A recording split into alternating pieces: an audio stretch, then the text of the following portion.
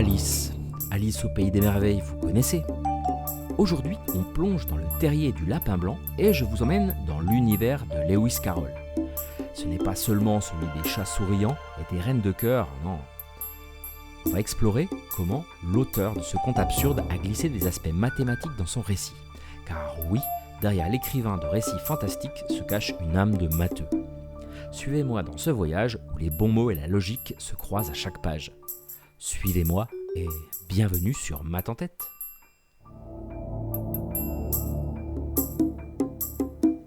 Lewis Carroll, un mathématicien de l'autre côté du miroir.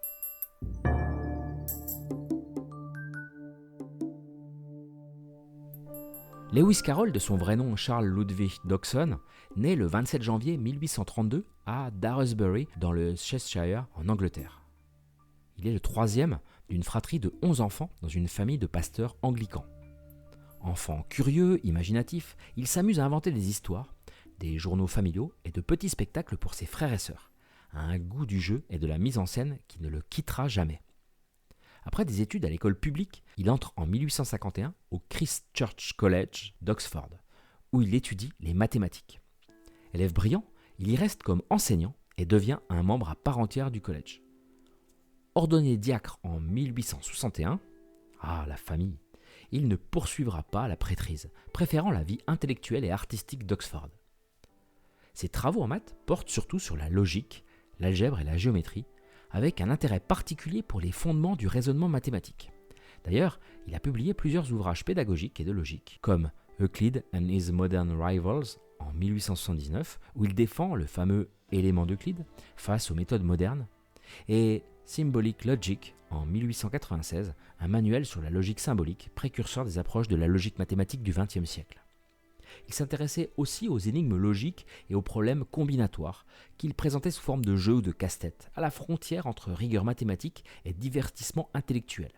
Une manière ludique de faire raisonner ses lecteurs.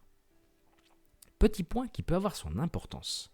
Dodgson souffre, depuis l'enfance, d'un bégaiement chronique, un trouble de l'élocution qui le rend souvent réservé, mal à l'aise dans les conversations d'adultes, mais beaucoup plus à l'aise avec les enfants. Peut-être a-t-il trouvé dans l'écriture, comme on le suggère parfois, une manière de maîtriser ce langage qui parfois lui échappe. Chez lui, les mots deviennent un terrain de jeu, un espace où la logique et l'imaginaire s'entrelacent. C'est justement au contact d'enfants qu'il trouve son inspiration. Alice Liddell est la fille du doyen du collège d'Oxford où enseigne Carroll. C'est pour elle et ses sœurs qu'il improvise, un après-midi d'été en 1862, une histoire merveilleuse lors d'une promenade en barque sur la Tamise. Cette histoire, pleine d'animaux bavards et de paradoxes absurdes, deviendra plus tard Alice au pays des merveilles.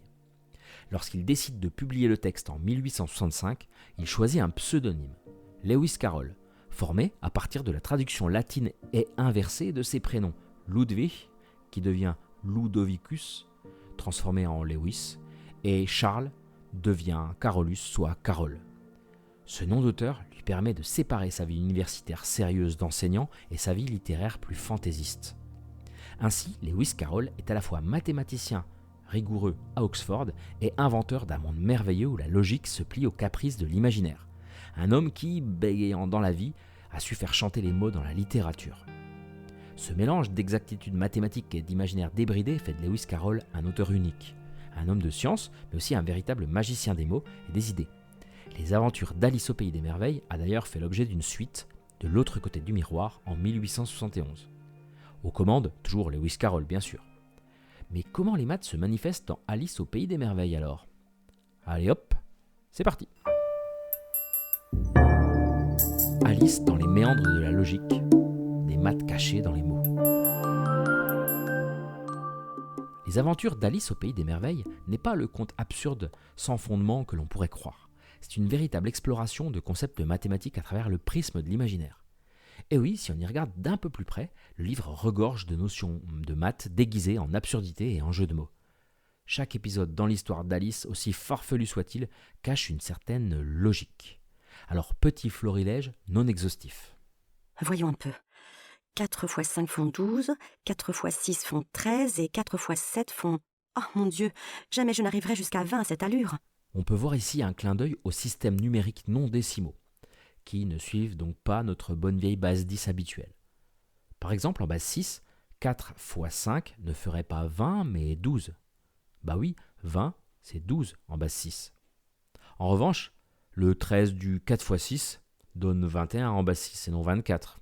Aucune base ne convient. Alice se contente d'ajouter 1. Bah oui, pourquoi pas. Ces erreurs d'Alice sont peut-être un moyen de souligner que tout est question de point de vue, que la réalité des choses peut dépendre de la perception que l'on s'en fait. Et cette idée de logique décalée n'est pas le seul exemple où Carole interroge nos perceptions mathématiques. Elle attendit d'abord quelques minutes pour voir si elle allait diminuer encore. Elle se sentait un peu inquiète à ce sujet. Car, voyez-vous, pensait Alice, à la fin des fins, je pourrais bien disparaître tout à fait, comme une bougie. En ce cas, je me demande à quoi je ressemblerais. Et elle essaya d'imaginer à quoi ressemble la flamme d'une bougie une fois que la bougie est éteinte, car elle n'arrivait pas à se rappeler avoir jamais vu chose pareille. Elle s'aperçut qu'il lui était impossible de l'atteindre. Ce questionnement fait écho à la notion de limite en analyse. La limite finie consiste à se rapprocher de plus en plus d'un certain nombre, sans jamais y parvenir complètement.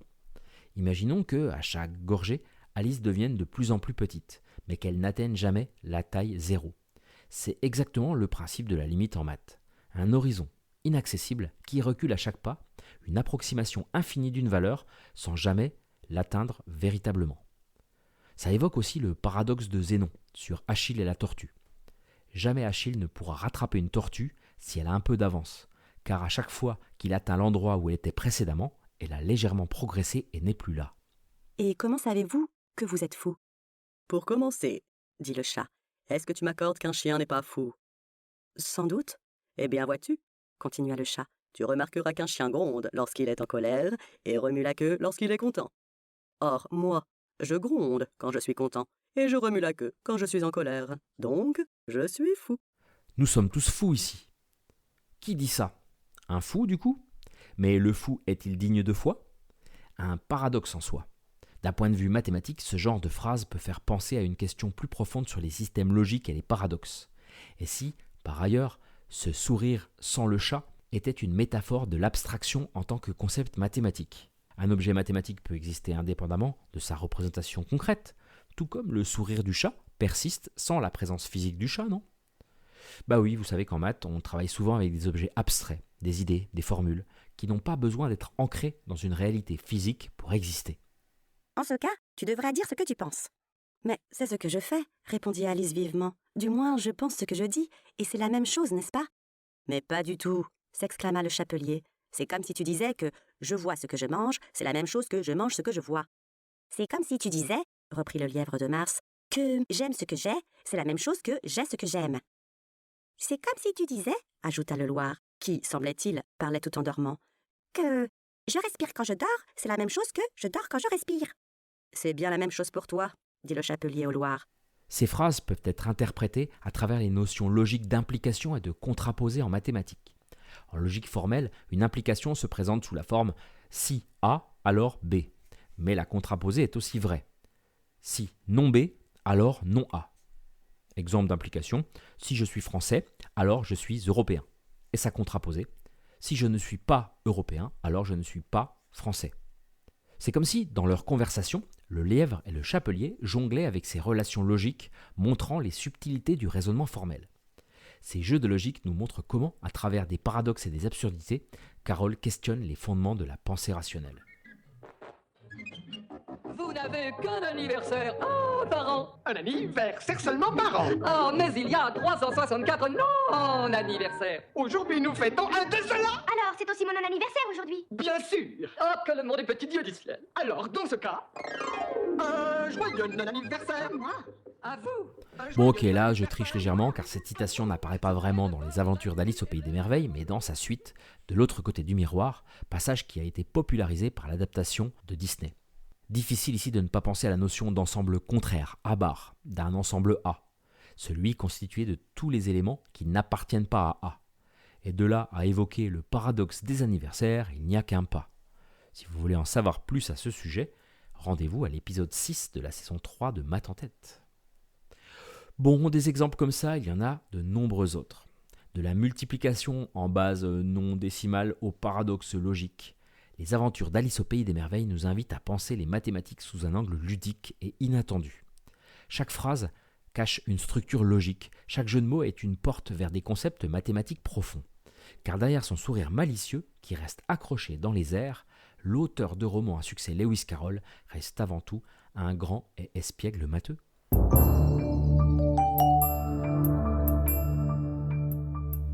Merci beaucoup pour votre écoute sur cet épisode au pays des merveilles mathématiques. Vous avez aimé ? Likez, partagez, commentez, vous connaissez la chanson. Merci à Alice Ernoult pour sa relecture précieuse et son formidable travail. Je mets bien sûr le lien en description et dans les sources de ce podcast. Et tant qu'on en est aux remerciements, merci aussi à Monsieur Lewis Carroll d'avoir mis en lumière un mariage que j'affectionne tant et offert des habits de lumière aux mathématiques et à la littérature. Car oui, les maths sont partout, même sous le couvre-chef du Chapelier Fou. À très vite sur Maths en tête.